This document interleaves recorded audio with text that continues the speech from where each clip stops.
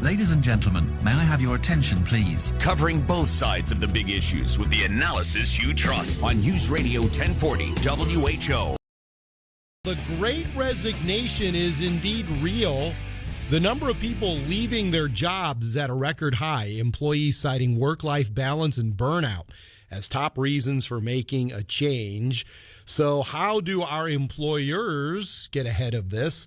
Well, let's talk to Joel Patterson. I always talk to Joel on these issues because he heads up the Vested Group, which is a firm that's always on the lists of the best places to work.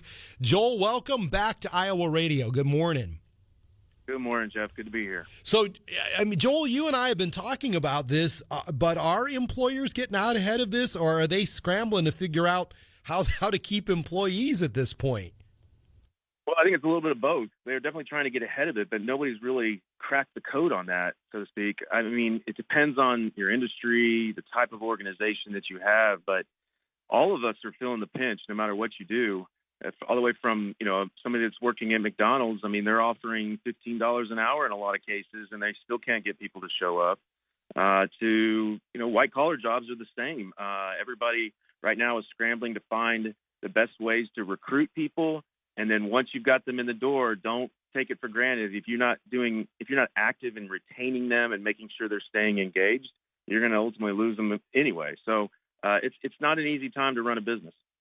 And that's it, Joel. I mean, part of this, when people cite burnout at a job as the reason, I don't know how many of them are savable. Are there just some employees you're just going to have to lose because, they're just burnt out in regard to whatever they're doing? What do you think? Yeah, that's definitely the case.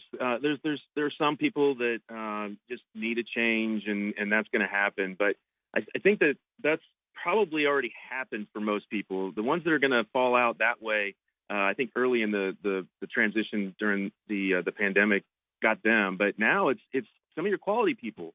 And what you're not realizing is that people are calling them every single day or sending them emails every single day and offering them things that probably aren't real, but getting their attention.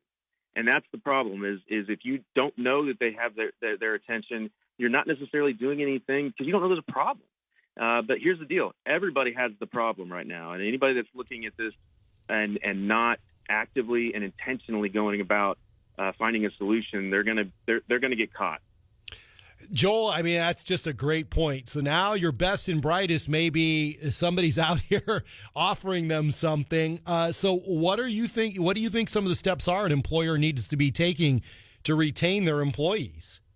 Well, the biggest thing is flexibility. And you've heard it before and everybody preaches it, but you've got to make sure that you are surveying the landscape, and whether you like them in the office or not, there's got to be a plan that allows them some flexibility, whether that's the days that they work or even the hours that they work. That's becoming more and more of a request also. Just wanting to start their day later maybe because they have a different sleep schedule and when they work doesn't matter. Now, a lot of people don't have that flexibility, but if you do, definitely keep an eye on that. You've got to make sure that you are embracing coaching as opposed to just managing, and really, and that's more than just checking a box and saying, okay, you do this, this, and this. It's getting to know those people, embracing who they are as people, and really trying to build their skill sets, and then make sure you're being completely transparent with them along the way, because that'll help build trust and connection. I mean, it's a lot of simple stuff, but it's not easy to implement if you're not doing it.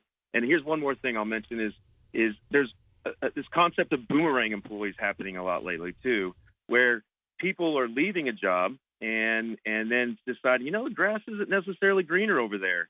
15 to 20% of the people that leave are coming back. So make sure you maintain those relationships.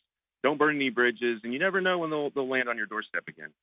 That is really true, Joel. So I feel like we've been having these conversations, you and I, post-pandemic. Okay, post-pandemic, boy, it's really changed everything. So the thing that I also want to ask you is, are these changes permanent, Joel? This feels like we're not going to go back to the way things were ever before in the workplace, are we? No, absolutely not. It's definitely permanent. Now, what level it remains permanent is what we haven't figured out. There's still, there's some companies that are saying everybody's going back to the office 100%. A lot of the financial investment banks have been saying that lately. And then, you've got Google and others that say, well, you can work at home, or not Google necessarily, Twitter, I guess. You can work at home forever. Now, I don't think either one of those are going to work in the long run, but somewhere in the middle, But the important thing as an employer is to make sure whatever your policy is, define it, because people don't want to just be sitting out there wondering what's going to happen next. So make sure you've got it defined, how you follow it, and what the consequences are for not following it, because, it's not going anywhere. Yeah. And the sooner you get your arms around that, the better.